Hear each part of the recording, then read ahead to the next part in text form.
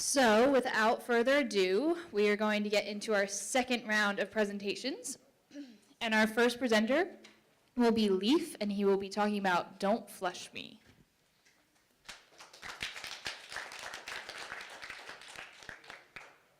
I'll take one of these handheld mics.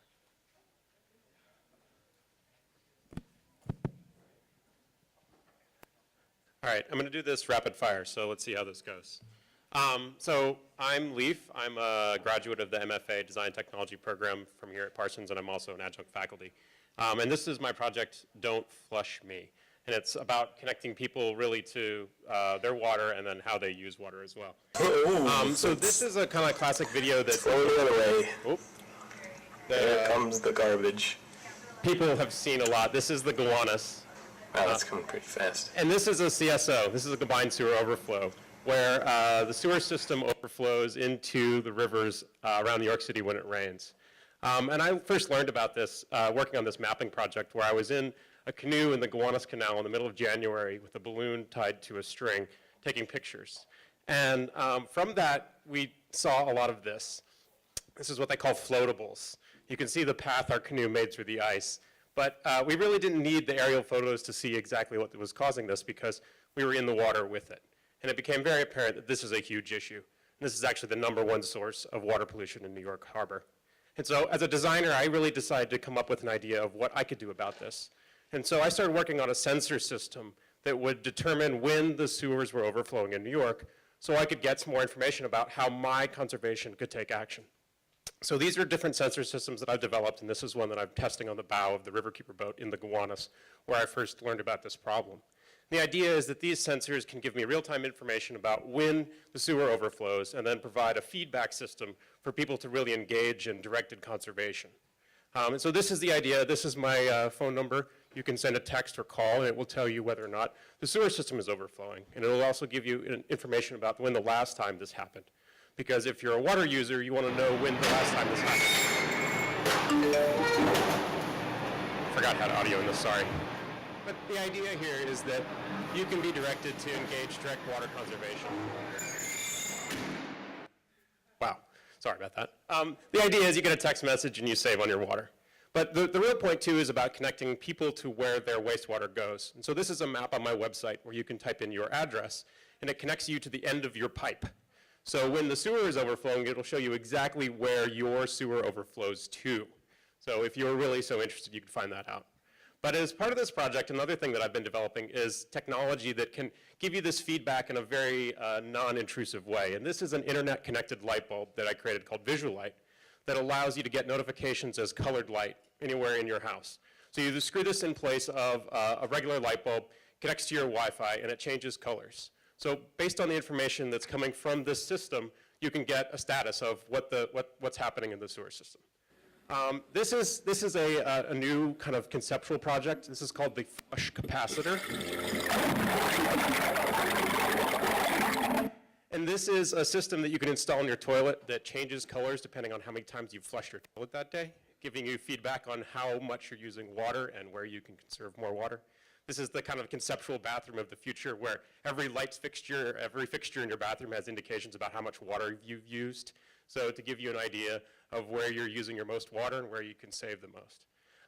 And this is the problem. This is me in the sewer testing out one of my sensors. This is raw sewage. This is what it looks like. This is in New York, right outside. I've got some other pictures of boating with Rob into this place. It's pretty nasty. But the real idea is to get people to understand the problem, because this was my CSO. When I lived in Bushwick, this is where my toilet flushed to on a rainy day. It's pretty nasty, huh? It's not like the beautiful New York waterways that we think of.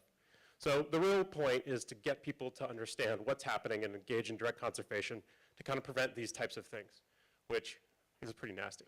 So thank you.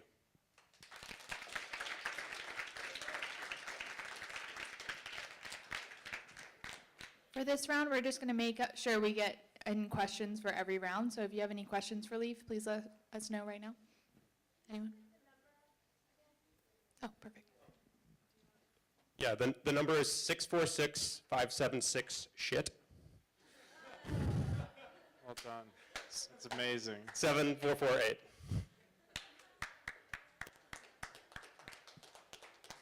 I have a question. Over here, combined sewage, I studied this in an engineering class, and I forget what portion of the water that overflows is the result of flushing, and is the result of runoff?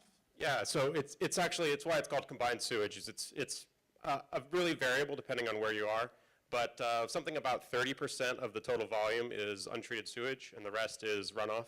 But this also includes stuff that's coming off the street, like oil and salt and all the other grime and anything you see on New York Street, that comes out as well.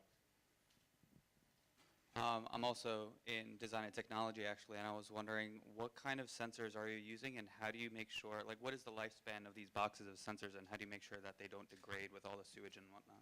Yeah, so that's a big issue that I've had. I've got several sensors that are no longer functioning after Gowanus water overcome them. But they're really cheap sensors. They're based on open source technology, Arduino stuff.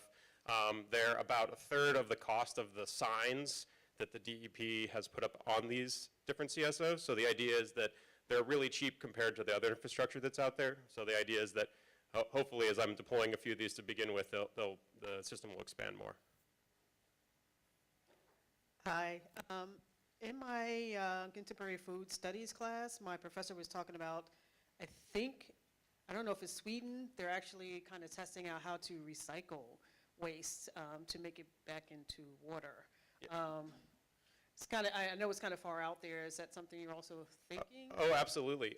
And a really interesting thing is that the new building on 14th Street, the new school building, has primary and secondary wastewater treatment. And the building has the ability to discharge potable water from wastewater. Whether or not that will actually ever happen and whether that's actually legal is a big issue.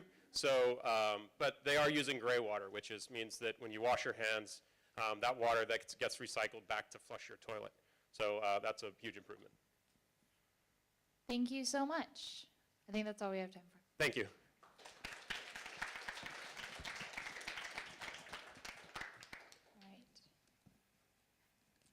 All right. Our second presenters will be Daphne, Emily, and Tiffany, and they are presenting on Sustainable Gym. I'm sorry, Sustainable Gym.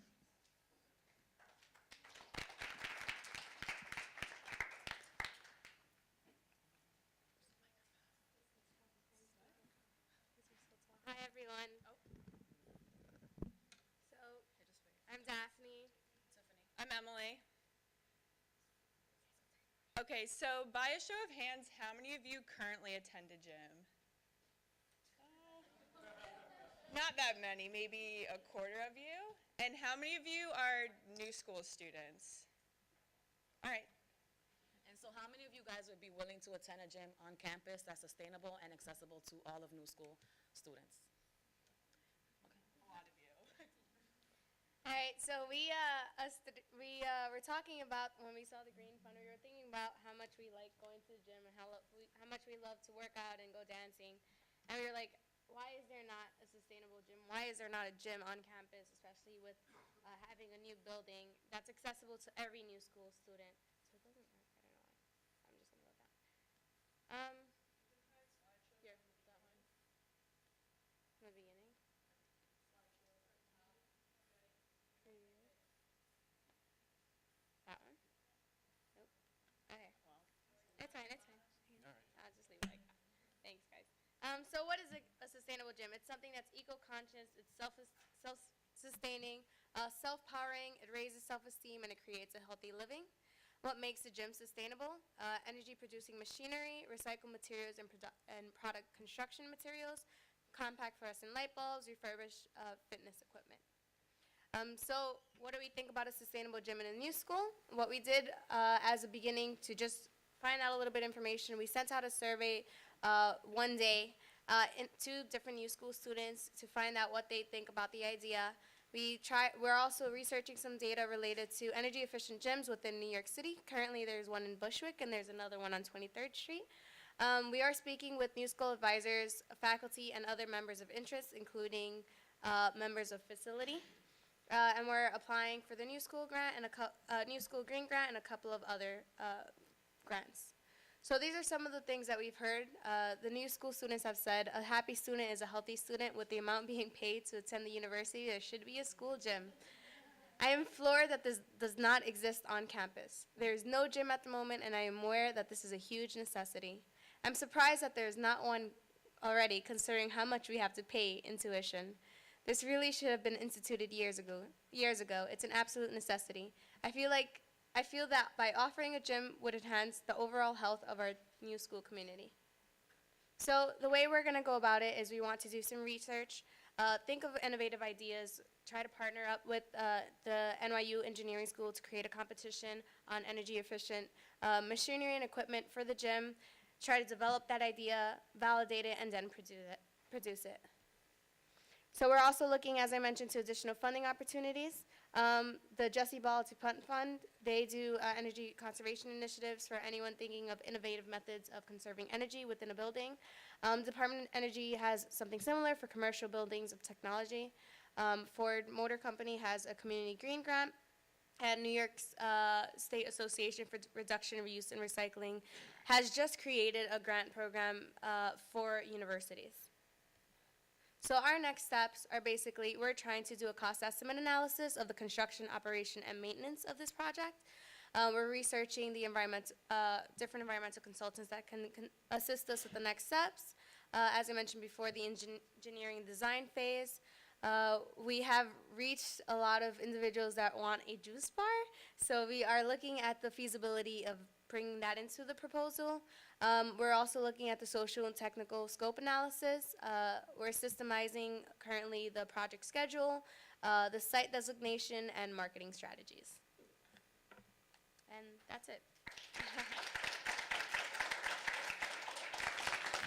Does anyone have any questions? And we'll pass the mic around. Hello, sorry, were you gonna use the energy, were you gonna produce energy from the machines? Yeah, so that's part of the sustainable gym. So some of the machinery will be energy efficient, so it would create energy back for the building that we Like choose. using batteries, like storing the energy? So we're still in the research phase. There's a couple of companies, there's one in Connecticut that does that, and we're gonna try to reach out to them to see that. And aside for that, we want to do the engineering design competition to create innovation within New York City and not go outside realms. If you're looking for a battery system, the organization that I work with has a great system right now on their barge, so come find me. Awesome, okay, great. Pink Blazer, okay? Cool, thanks. I don't, oh, it is on.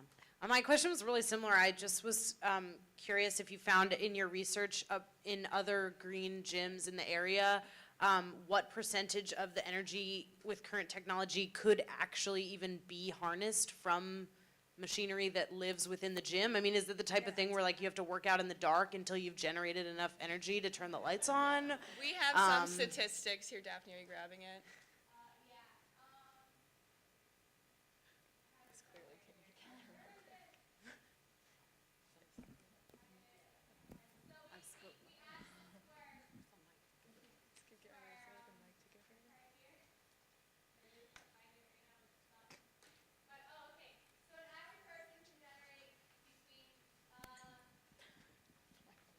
Okay, so the average class of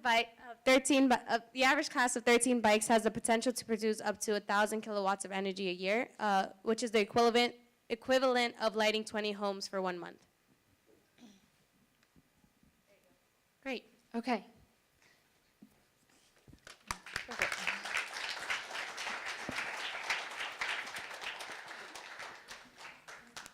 So thank you so much. And moving on to our third presentation, we will have Catherine and Alfred presenting on green hopping.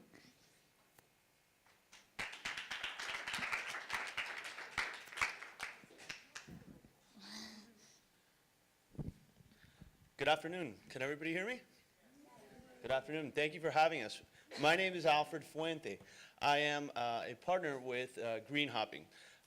Green Hopping, to just give a bit of a background, we are a small team. My partner, Catherine Cuello, and I are alumni from President Obama's 2012 election. And we've used our grassroots organizing background and experience to try to make a difference in lower income communities. Now, what we have tried to do is partner technology with health. If you and I were to stand on the corner of the street right now and we were to go north up Fifth Avenue and another person were to go south down Fifth Avenue, it would be blocks and blocks and blocks before we would encounter the first McDonald's, the first Taco Bell, the first Burger King.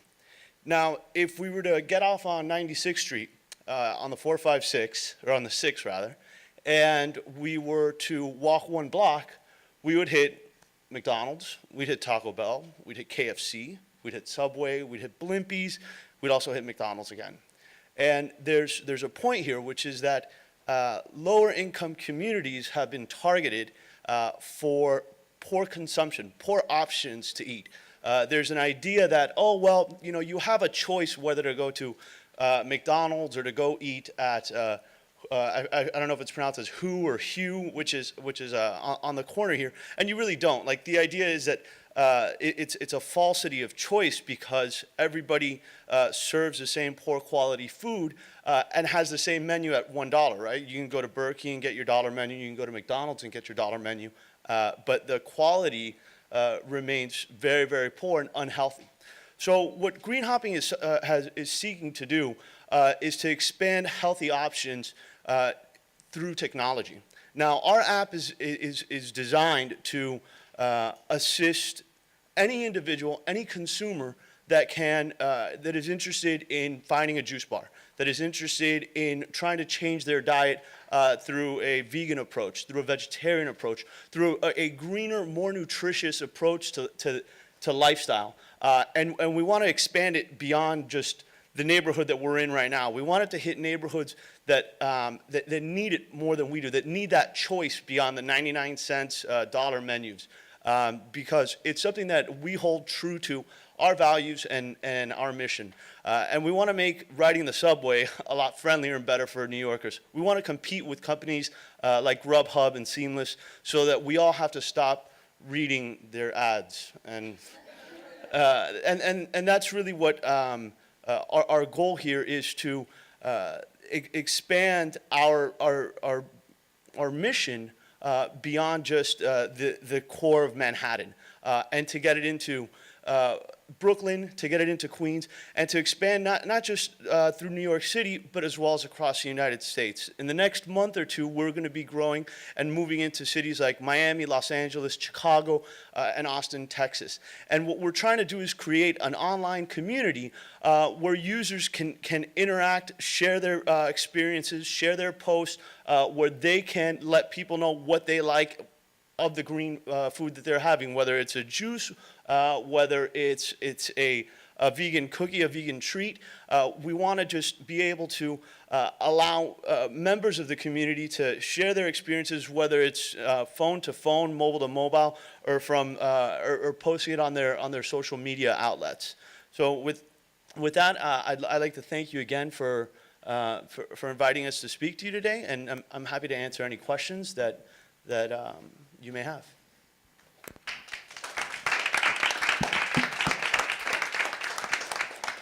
I noticed that even in this area, even at Q Kitchen and some of the, there's another like juice bar that just opened up recently in place of 16 Handles. I was wondering, you know, how, if you want to expand this, and of course, like, you have to, how are you going to adjust for price differentials with healthy ingredients? You know, I was thinking of a, you know, conceptual business plan for a healthier kind of restaurant of sorts, and I wondered, you know, are there CSA boxes? Like, could you do a you know, weekly thing based on CSA boxes with local farmers markets and whatnot? So I was wondering, like, how are you planning to tackle the fresh ingredients and procuring, you know, like legitimate means of getting that constantly and adjusting the prices for it based on the area? Sure. I'm gonna give two answers here. I'm gonna give my answer, and then I'm gonna allow Catherine to give her answers. And I don't want to get too wonkish, but the reason that McDonald's and Taco Bell and Burger King can keep a dollar menu is because they're economies of scale. They're able to, they control such a huge part of the market that they can kind of take that loss, if you will. But if we were to go into Whole Foods, for example, and just buy a small box of pineapple or fresh watermelon, it's $5, $6. And the idea is to reverse the trend really to create such a demand for fresh fruits, for fresh vegetables, that you start making it more profitable for companies to want to farm and produce more. And really a second approach, it's going to be through the ballot box, and it's going to be our ability to push back the subsidies that a lot of corporate farms have been benefiting from, and that's grassroots. So that's politics. That's where we come in, and we organize as communities and petition our elected officials and let them know that this is what's important to us and it needs to start to change. Hi, I'm Catherine. To answer your question, we're also going back to the theory of urban farming. So we're working with a number of organizations. One is in Bushwick. I know somebody was talking about that earlier. And they are at one of the largest public schools in Bushwick, working on the ground, like inside the public school with the kids and with their mothers, and trying to go back to our roots in the sense that we need to start learning how to do this ourselves, because as Alfred was saying, it's no longer sustainable to have to be bringing in from other parts, and the prices go up. So we're working on the ground. We're working with rooftop farms as well. We're working with greenhouses. We're working with Harlem Grown, which is a wonderful non-for-profit in Harlem that is also doing urban farming in the middle of the community where there is nothing for these families. They don't know what almond milk is. They don't know the concept of having milk that's not from a cow. So these are all things that are very different to them, but that when they are exposed to it and they see it, they love it. And these organizations are also giving the produce to them for free, so it's a way of educating them from the bottom up. We're also working with the New York City Coalition for Healthy School Food, and they are the ones responsible for turning a public school in Queens all plant-based. I don't know if you guys saw that. That was in the papers a couple of months ago. And hopefully our goal is to have so much support from the people itself that Mayor de Blasio will have no option but to look at this and try to help organic farmers, well, organic, our ultimate goal, but try to help farmers to work with these schools to give all of us access to healthy produce that is not that expensive. Perfect. Thank you so much. Thank you.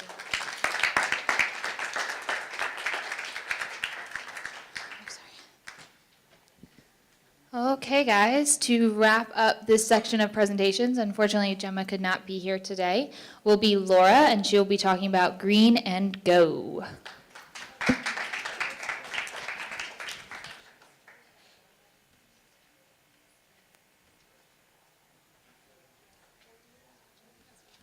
That's the first slide.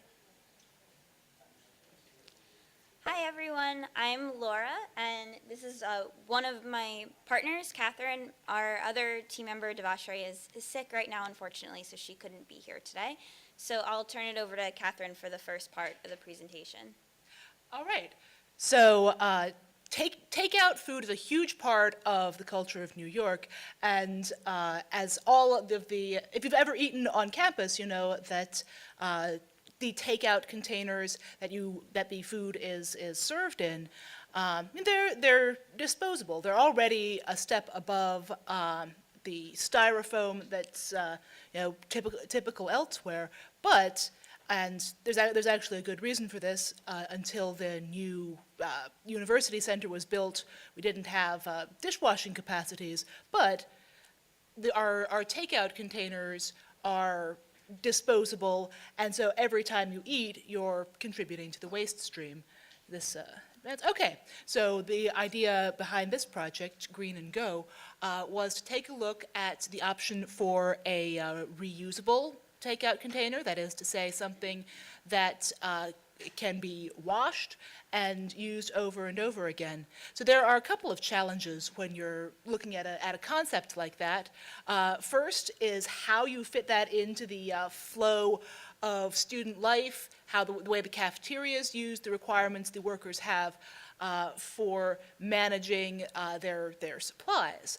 And second was to answer the question of really which is more environmentally friendly, because our disposable containers, they're compostable, is a solid container with multiple uses that requires more energy in its production going to be ultimately a more sound choice than a disposable container that breaks down. So this is a quick flow chart of well, a way that we outlined how you would incorporate a reusable container into the cafeteria's flow. So the student comes in. If they've got a container they're bringing back, they can drop it off. If they don't have a container, they can pick one up, either at a designated area or like a self-service station. There's a deposit fee for the use of the container. It's charged when you buy your meal. You can then take it wherever you want to, and then bring it back, and the deposit fee will be returned to your account. So one of the ways that we assessed whether this option really was the right way to go was performing a life cycle analysis, and we're still working on incorporating all the factors that we'd like to, because with these things, you could just go on and on forever. In terms of a life cycle analysis, you need to clip it somewhere. But so far we have found that our reusable option would be a little over 90% better overall. And we've been working with the whole New School community to get involved in this. We went and talked to an environmental science class about life cycle analysis. A course called Sustainable Systems is performing a survey for us as part of their science component requirement. And another course has been working on poster designs. Moving forward, we're going to be rolling out a pilot program, hopefully around Earth Day.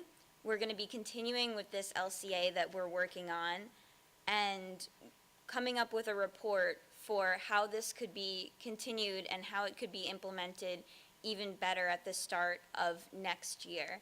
We have a lot of promotional events and opportunities coming up to look out for. And we're just really trying to come up with a solid grounding right now to make students understand what the program is, how they can get involved, what the benefits are.